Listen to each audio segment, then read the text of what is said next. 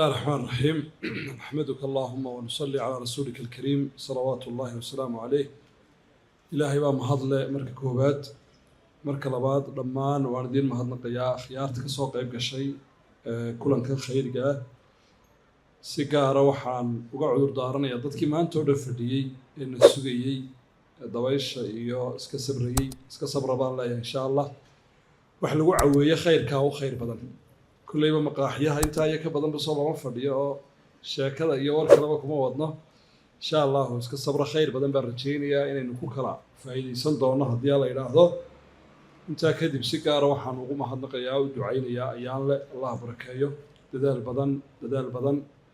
qofka wanaagga sameeya dadaalka badan leh haddaan intuu nool yahay dee jasaaka allah khayr la odhan oon loo ducayna berritooda waxba qaban mayso aad baad u mahadsantahay abti ayaan le jasaaka allahu khayr intaa kadib waxaan usoo dhaadhici doonaa mawduucayga waxaanan ka warrami doonaa mawduuca ku saabsan ramadaanta iyo soonka anigoo ka istaagi doona xagga cibaadada iyo taqwada iyo alla kacabsigeenna sidee bay kor ugu qaadaa 3 su-aalood ayaaba waxay soo dhaweeyeen baa layidhi miininka iyo macnaha shayga banu aadamku al-insaanu yabxathu can macna buugdhan baa magacaa la yidhaahda qofka banu aadamkii macnuu baadhaa macne haddii macno uu u noolaado uu garto noloshu macnay u samaysaa haddii nolosha macno uu u nool yahay uu garan waayo ama fahmi waayana noloshu bilaadho dhan bay ka noqotay ninka buugga noocaasa qora ee al-insaanu yabxathu can macna jeel buu ku jiri jiray markaasaa wuxuu yidhi jeelka waxaan ka wareysan jiray dadka jeelka ku jira u su-aala weydiin jiray qaar badan oo jeelkaa ku jira nolosha way ka quusteen waar berri haddii nala toogto iyo haddii nala daayaba waa isku mid bay odhan jireen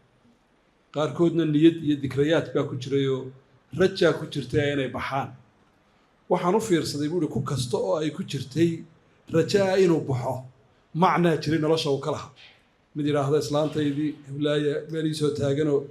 rajaynaya inaan u baxo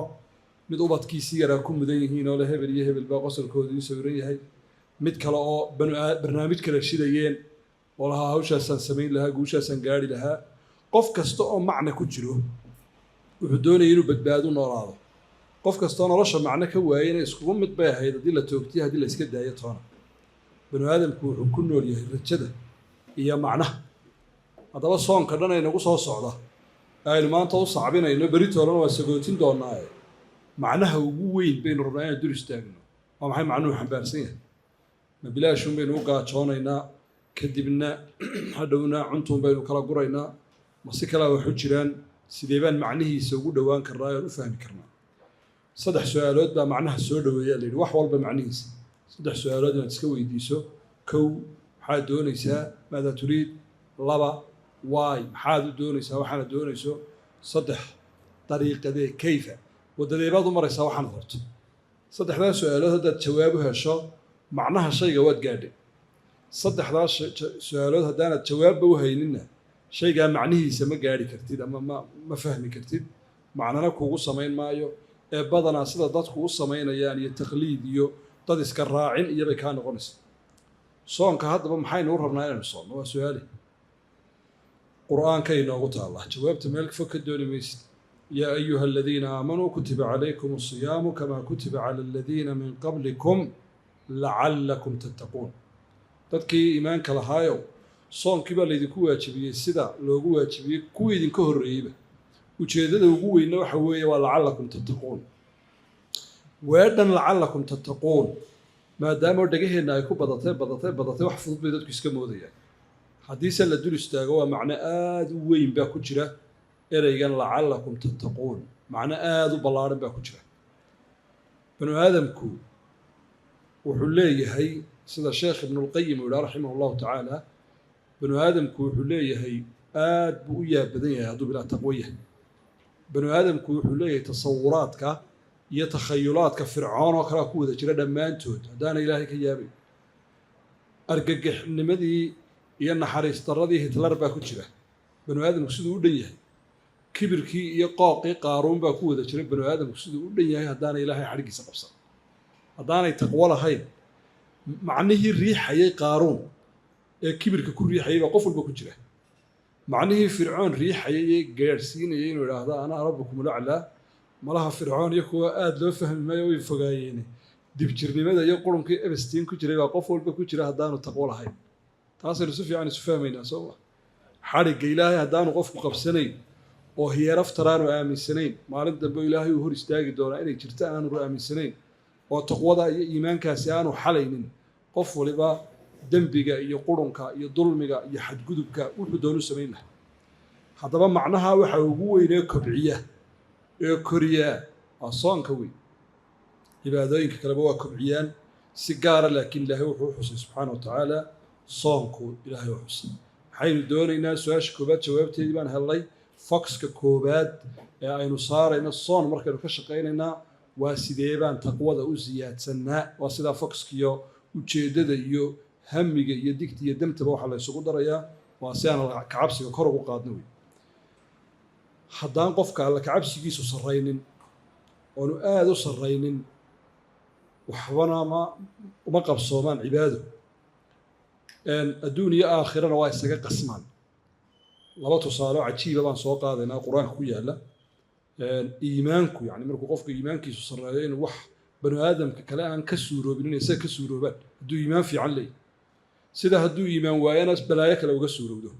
sidaynu hore u sheegnay ujeeddadu ma aha in la qadqado la gaagaajoodo waa ibtilaa iyo imtixaan weyn oo rabbaaniya in la qaato qur-aanka waxaa laynoogu soo sheegay aayad qur'aan ahoo ilaahay uu ku xusayo dad ciidan ah oo dagaal ku jira waa suuratu lbaqara ayaabaa boqorkii u khudbadaynaya wuxuu ku leeyahay webi biyaa baynu mari doonaa waa rag mujaahidiin ah hadda dagaal bay ku jiraan faman shariba minhu falaysa minii waman lam yطcamhu fainahu minii ilaa man iqtarafa gurfatan biyadih war webi biyaabaa la dul mari doonaayo webigaa biyaha ninkii intuu jilbaha dhigta ka raqo oo si fiican u cabbaa ciidankayga kuma jiro ninkii laakiin intuu yar darsado dhuunta ku qooya haddana carara ninkaasaa ciidankaygaa buuri qur-aanka sheekadan ku taallaa isagama taallo maaweelo maaha waayo waa inaan isweydiino sabab barbawsku waa maxay sababtu ciidan dhanoo maantao dhan dagaalamayey oo rafaadsan oo laga yaaba inay dagaal kala galaan sabab maa loogu diiday wax kale iska dhaafa inay xataa biyo si fiican ugu cabbaan ibtilaa bay ahayd bel waa la imtixaamiya meeshaa adag ninka ka baxun baa nin ragaa weeyaan ee dagaalkaa jira biyaha ka sooma ama afkiisa mariya ee in yar ku qooyunbaa dagaallo badan iyo balaayo badan oo kalena u sabri kara ninka maalintaa fashilma idhaa waar ilaahay bay tiisa tahay inaad anigu ma wadi karaya hawshaan howlo badan oo kale oo soo socdana ma geli kara wey 12 saacadood oo xidhiidh ah qofka ilaahay dartii u soomay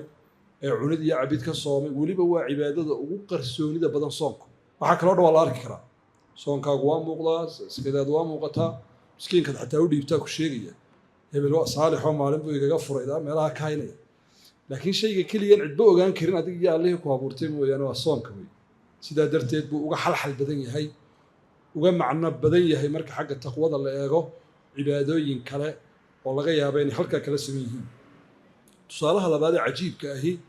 nebi ibraahim calayhi salaam ayaa ilaahay imtixaamay imtixaankaasoo kale allah inama mariyo aamiin dhah waa imtixaan aada u culus wey kama baxayne waan ku fashilmaynaa mididaa soo qaado baa la yidhi ilaahay baa ku amra ilmahaaga mari haddaad ilaahay rumaysantoy kaa dhab tahay waa kaa shaqadaa qabo waxaan u malaynayaa dhammaanteen haddii imtixaankaa layna mariyo oo layna idhahdo haddaad ilaahay iyo maalinta qiyaamo rumaysan tahay ilmahaaga gowrac qof ku dhiiran lahaa oo la fashilmi lahaa allah inoo sahlo imtixaankaasaa nebi ibraahim la mariyey haddaba markaasuu ka dhabeeyuu mididii soo qaatay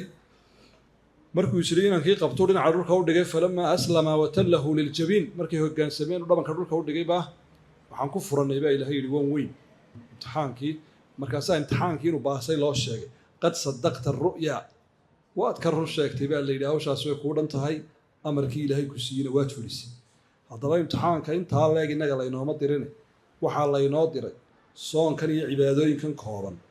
iyo inaynu ilaalino markaynu sidaa u fahamnay inuu taqwadeenna xalxalayo oo alla kacabsigeenna kor uu qaadayo waxaa muhiim ah inaynu fahmino qofka bani aadamkaahi wuxuu ka kooban yahay 3 cunsur 3 qaybood ayaa bani aadamka saameeya qaybta koowaad waa jirhkiisa oo caafimaadka insha allahu doctoorka ayaa inagala hadli doona qaybta labaadna waa qalbigiisa oo waa tanaan anigu u taaganahay inaan idinka warramo qaybta saddexaadna والروح مسكح ديس هي مايند كيس يعقل كيس أستاذ عبد الرحمن أي أيضا يذكر ورمته صدح ذا قيبوده بني آدم كومي يسوي بيسكو صامية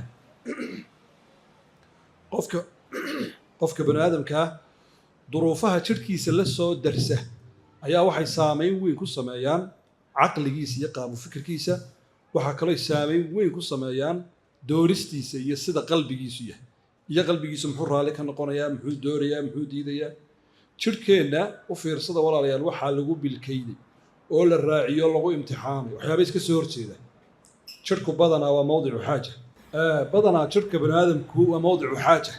jirkeenu u baahan yahay cuntu u baahan yahay cabis buu u baahan yahay waxyaabo badan buu hurdu u baahan yahay jirku waa meel baahi wey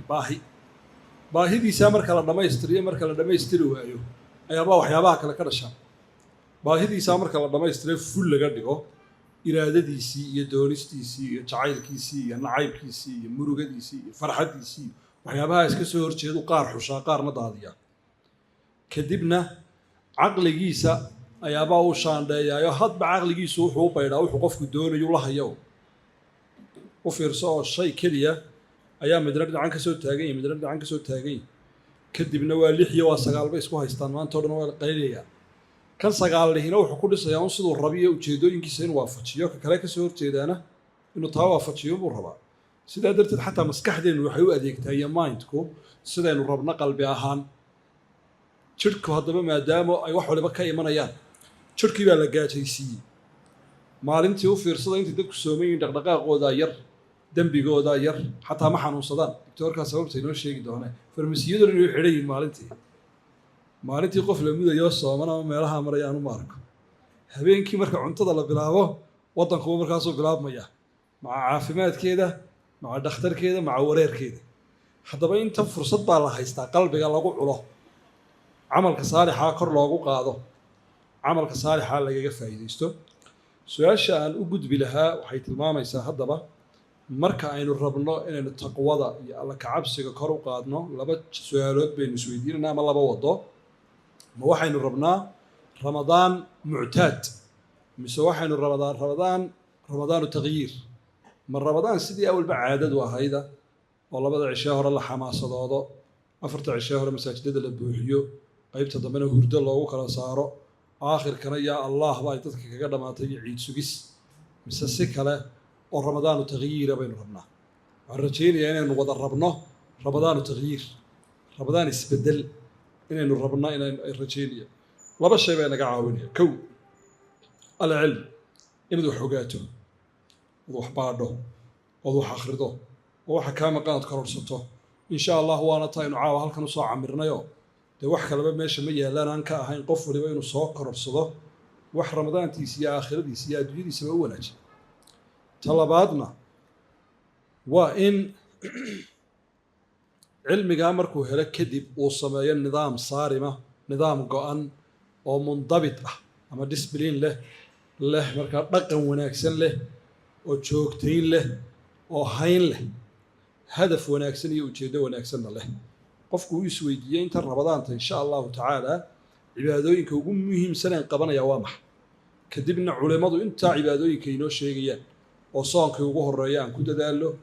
laba qur-aan akhriskii oo ahdaaf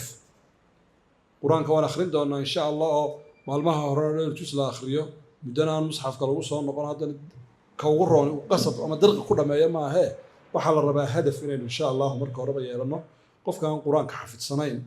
laakiin akhrin kara si fiican oo akhrin kara ugu yaraan waa inuu bisha ramadaan 3 jeer dhameeya ugu yaraan marka la eego fadliga iyo qiimaha iyo wanaagga ku jira oo caawa dhan haddaan ka warramo waqtigaba daanan waan isku qaadanay fadliga qur-aanka ku jira sida nebigu uu akhrin jiray calayhi salaatu wassalaam culimmadu waxay yidhahaan musaaxaba waa in lala saaxiibo weeye maaha in la akhriyo keliya waa in lala noolaado bisha ramadaan uu gasho aduun ku jiro 24 saacadood musxafku ood marba furayso raggii ragga ahaa ee horena sida imaam shaafici oo kale laga sheego habeenkiina mar buu dhamayn jiray maalintiina mar buu dhamayn jiray arrintaasina wax mustaxiila ma wax macquula qur-aanka haddii si caadiya loo akhriyo carab fudud lagu akhriyo 7 saacadood baa lagu dhameeyaa danihiisa kalena wuu iska qabsanayay laakiin waxaanu lahayn wax kaloo mashquuliya iyo telefoona iyo ما لا يعني كلا نرشي سكب صارنا تاسبو كوجارين وهبين كنا مرة مايو مالنتينا مرة مايو صبح يدو بعد المغرب بعد الصبح بلابه ظهر كبو دميني هبين كنا مركو حلين قبل كنا بلابه لبيه تبك هبين بابو كفر حلني وناس كسي حني دني سعاد جاي شقدي سنة وقبسني مركب الله هلكا جاري كريمين لكن صدح جار وغيران ضدك آخرين كره ضدك حفظ وأنا اللي حجار آخريان وغيران اللي حجار ختموين هبين كيا ختموين مالنتيا وحنا أمهم سنة وقت كي شام دي مالن با سيدا إيمان كود يهي سيدا يود ذالي أنا وآخريان وحبدان دقاتين مايان لكن تصالحان أنا تلاحظوا كوبية طبنكا إلى الله بيه طبنكا ساعة داسان أنا والشقة إذا كساريا وحكى لقبنا يهدي يدي زور الله ليش انضباط كدبنات آخر دين تي القرآن كهذا وتلقى شنايد سوى ناكسن بدو جاريسة هدف كاجي وجدده dadka quraanka ruuga ah ee quraanka ku fiican ee akhriya iyaga waxa laga rabaa in 3 cisho maalin dhameeyaan insha Allah ta'ala nin iyo dadaalkii dadka ka shaqo badan oo ka mashquul badan oo ka hawlo badan ayaa 3 cisho mar dhameeya salaadaha dad raacsan waa aad u fudud weey salaadiiba jus la raaciyo salaadiiba jus hadii la raaciyana waa dhowr iyo 10 mir 18 mir haddaad fadhiisato jus baad ku lameynaysaa salaadiiba waxaa laga yaabaa maalintiiba inaad 5 jus dhamayso 6 cisho aad quraanka ku dhamayso haddaad ka yar badiso bar fadhidana dee waxa saala sheegay 3 cisho marba dhamaynaysa dadaal bay u baahan tahay qorshe u baahan tahay sidoo kale sadaqada oo aad la inoo faray waa amalka labaad in badan baa masaajidada iyo axaadiista ka dhageysateen ku dheeraan maayo laakiin wuxuu waa inay idin qorshaysnaadaan inaad la baxdaan haddii aan la yidhaahdo sadaqadii meel dhaxay ku dhimatayoo dadkaan waxba hayna waxay tuhmeen qolada waxaysan tujaartu waa soo bixiyaan tujaartuna waxay yidhahdaan war annaga waana la daaliyey walidinku kukunka isku dara dabeeta meel dhaxay ku dhimatay sadaqadii laakiin labadaba waa laga doonayaa xadiisku wuxuu ahaa sadaqadu waxay ugu fadli badan tahay wa anta saxiixun saxiix adoo caafimaad qabo gowsahaagu shaqaynayaana wax walba cunaya oo bahasha u baahan oo faqrigana ka baqaya hodantinimada rajaynaya markaasaa bay ugu khayr badanta marka $10 haysa $1 ka bixisaa bay ugu fadli badanta sadaqadana ha la ogaado tujaar waxba ka nagama sitaani qof walba naftaada waa inaad sadaqada ogaato masaakiinta wax u dhiibto khayrka aad ogaato xagga ku halayn iska ilaaliyo amar ilaahay kaaga yimid weligaaba cid kale looma leexiyo xagga annaga ma aha xagga tujaarta waa xagga nimanka ilaahay wax siiyey inaan sidaa u fikiraa kulli waa fikir qaldan wey shayga u dambeeya in jeclahay inaan baraarujiyo adkaarti oo dikriga alla noolaan oo dariiqul wusuul ila allahi subxaanahu watacaala waa waddada maa wasala man wasala ilaa bidikr dadkii wax gaadhay oradoo taariikhdooda baar dadkii saalixiinta ahaa dadkii ilaahay nuurkiisa u furay dadkii waswaaska iyo shakiga iyo waxaan ka badbaaday dadkii inqitaaca iyo inay khayrka ka lumaan ka badbaaday dadkii ilaahay adduunyo iyo aakhiraba guuleeyay dada dikri bay ahaay carabkoogaa dikri baa ka qoyanaa habeen iyo maalin waxaa la doonayaa inaan ahdaaf ka yeelano insha allahu tacaala tusaale ahaan istikfaarta oo kale 70 kun oo istikfaarood baa laydinka rabaa bishaa rabadaan in laydinka helo 70 kun oo istikfaarood maalintii waa 3 kun ma badnaa haddaad meel iska yar fadhiisatood 10 daqiiqo fadhidana 5 kun baabaad ka saaraysaa mashquulka iska ilaaliso mashquulkaad iska ilaaliso 70 kun iyo 100 kun baad akhriyaysa sabab maan 70 kun u nidhi حديث بقى صار وريوح النبي يقول عليه الصلاة والسلام طوبى لمن وجد في صحيفته استغفارا كثيرا جيت كان نوحة إسكاله قفك الصحيفة دي سمارتها آخر مرة كفره استغفار بدان كواركا هذا بدنتي ببار الرجع هاي علماء ضاها كل نوحة صار كان مرر بدن النبي جوح تصالين عليه الصلاة والسلام وكتب صالين يتضباطكم 70,000 ملك يصلون في البيت المعمور بيت المعمور كتضباطكم وملك بقى كنت كذا مركز رئيس قال 70,000 إنسان يدخلون الجنة بغير حساب ولا عذاب تضباطا كن أوقف باكري دونا ومضى إذا كمدا وتشنده قلي دونا يدون الحساب إلا عذاب وكي عكاشة من القامة رسول كلا ويقول كمد باتاي كوكلا كحريري أنا يقدع ولا يقهري النبي يقول عليه الصلاة والسلام تضباطا كاكن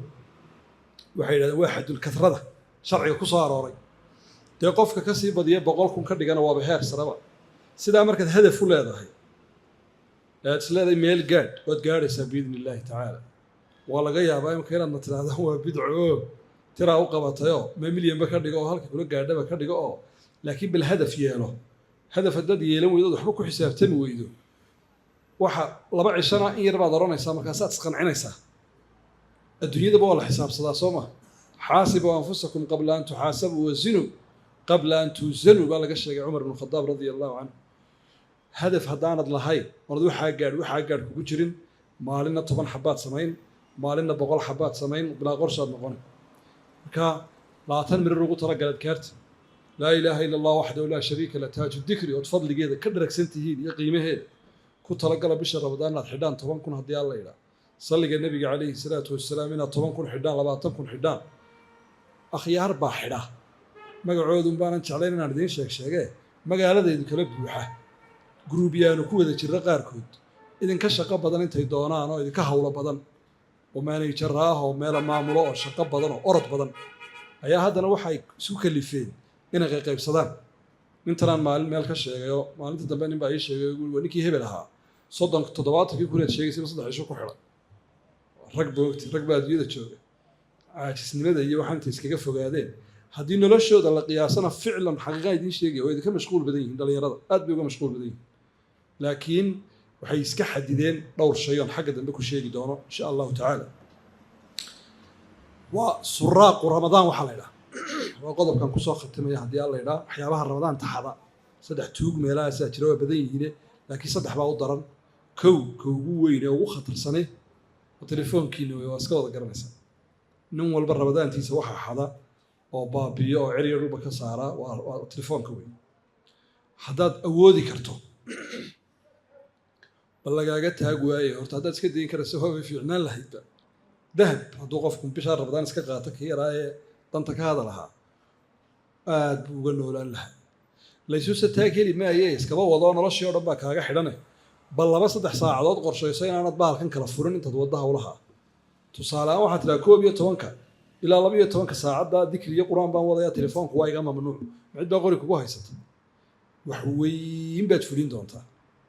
hadduu laakiin ku hor yaallad marba yar eegayso qur-aankiina xaggan ka wado markaad bog dhammaysaba facebookaad yargelaysaayo waa bahalkuna waa inkaaro 20 daqiiqaadoo ka jaray baad sarkaysa qur-aankiina 3 minut kuma sabri karaysa kadibna talada koobaad aan bixin lahaa bahalkaasi waa tuug weyn kollayba cumrigeennii oo dhan wada xaday ramadaantana kaba sii darane in allaaliya inta la iska kaantarooli karayo ha la iska kaantaroolo gebigiisaba haddii la wada xidhi karo haddaan la wada xidhi karin kala badhbal maalintaadii haddaanay dhici karin xilliyada aadka u khayrka badan la iska ilaali sida xilliga suxuurta oo kale 4 markaad kacdo jus baad ka yar gaadhsiin karaysaa qiraa'ada leyliga ah sida maalintii insha allahu aad u samaysanaysaan qiraa'o nahaariya qiraa'o leyliyana waa loo baahan yahay habeenkiiba jus akhri intaa yara suxuurta laguu soo wadwado qamadiga laguu soo dhigayo ku yaaci juska kadibna telefoon haddaad iska dayso waad samayn warkaas haddana istikfaartii qabso 50-70 kun een dooninaba xilligaasa damayn karaysa xilligaas aqda dhexaa telefoonka iska yar dayso ducadii iyo khalwadii iyo cibaadadii xilligaa ka dhigato xilligaasaaba kaa badan oo kugu filan shayga labaad ee tuuga ku ah cibaadadeenna waa tiifiyada iyo barnaamijta iyo inkastoo malaha hadda la soo yareeyeyba haddana dee dad baa musalsalle iyo barnaamij iyo ciyaaro iyo waxaan loo joogin ku xidhan ama garoommada tegaya oo kubad ka soo daawanaya ama guryaha ku daawanaya waxaasna waa shayga labaad ee mulhiga ah ee aadka u mashquuliya waxaa la yidhaahdo cibaadadeen iyo ramadaanteen qodobka saddexaad ee u dambeeyo filayo in dumarka uu u badayay kaas oo tuugga saddexaad ah waa madbakha iyo cunto karinta wey dee ragga laftooduna kama dhacaan iyaguna aad bay u cunayaan suma wixii la kariyey waxaad moodaa bisha ramadaan waynu ka cunto badannayba xilliyada kale dadku waxay isticmaalaan bisha ramadaana cunto abaa ka badan bilaha kale caafimaad ahaanna waxaan jeclahay doctoorku inuu arrintaa aad inoogu dul istaago khatarta ay leedahay cuntada faraha badan la isku guraya iyo aafada ka dhalatay insha allahu waa laynoo sheegi laakiin dumarka waxaan u sheegayaa inay iska ilaaliyaan waxaan faraha badan ay karinayaan ooy bal fikirka reerka saxaan attitude-ka macalinku inagala hadlayo inaan cunto badan loo baahnayna wax fudud oo fiican lagu dadaalo oo cibaadadan wakhtiga la iska luminin oon madbakh badan wakhtiga la iskaga qaadin inkastoo la ta'wiilin karo khayr ugu jiro dadka ay afurinayaan iyo dadka ay u shaqaynayaan khayr ugu jiro wax badan oo fadliya ay ka helayaan oo qofka sooman ajarkiisiyo dhanba ay helayso qofta dee dumar ee madbakha ugu jirtaa haddana intay yarayn karayso ha yarayso cibaadadeeda ha u dadaasho آد إنه لحظة وحرنا إن شاء الله تعالى وحين كجبحنا رمضان تا وأنا كوبلا بينا أنا كل ميننا وقرشة عدوي وقرشة أنا تكيد وقرشين تلقين يبوا قادة تمام تروح على الحريق هذا أنا بريت أروح كعن نقضة وحاجة لقات صدح ساعة الله بس ساعة كنت راجع العبادة بس أنت كلنا يسكور وريق كستير رمضان تا هذانا الله بس ساعة هذا الحوق صارته وحبذا بعد لمين وحبذا بكون سوروبي تفسير كي قدر القرآن كدقيسو جزء عن بابا الاسكود أي هدف إنه يكون نقطة بيشان رمضان إن تفسير كل ما يسوى هذا كريسة شن جزء هذيك كانت صدق كبا كل ما ينكر يسوى كل ما ينبير دحدا هيد وأنا جيت طويلة تنعيش كل ما يني صدق كبا قيب سو يوتيوب كوجرا كل ما وحبذا وخير بينو قبان كرينا توفيق ده الله ينوافق شيء وأنا ذكر ديري بنفلي وما سنتين لكن قرشوه بوينا خير عوين عاوة دواد ما سنتين وجزاكم الله خير السلام عليكم ورحمة الله وبركاته